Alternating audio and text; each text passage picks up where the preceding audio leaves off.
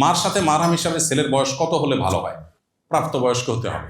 সে প্রাপ্তবয়স্ক হওয়ার ডেফিনেশন সরকারি ডেফিনেশন না, শরিয়ার ডেফিনেশন।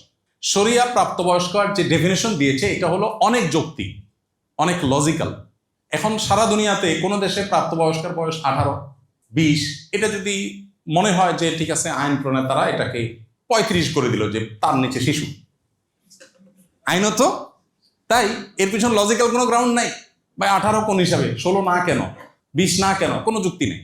ইসলাম বলে প্রাপ্তবয়স্ক হবে একজন মানুষ পুরুষ হলে, ছেলে হলে ওর যখন স্বপ্নদোষ শুরু হয়ে যাবে, ওর যখন গোপদাড়ি গজায় যাবে, বায়োলজিক্যালি আপনার সেই প্রাপ্তবয়স্ক যখন হবে, এটার যখন আলামত তার শরীরে আসবে তখন সে প্রাপ্তবয়স্ক। মেয়ে হলে, মাসিক শুরু হলে, এগুলো যদি কোনোটাই নির্দিষ্ট সময় না হয়, অনেকের অনেক বেশি দেরি হতে পারে। আজকাল তো আমাদের লাইফস্টাইল নানা কারণে এখন বাচ্চা কাচ্চা আর্লি ম্যাচিউর হয়ে যায়, খুবই দুর্ভাগ্যজনক একটা বাস্তবতা। সে যদি না হয়, কারো যদি লেটলি ম্যাচুরিটি আসে, প্রাপ্তবয়স্ক আর বিষয়গুলো আসে না, তাহলে তার জন্য নির্দিষ্ট এইজ আছে, সর্বশেষ সীমানা 15 বছর।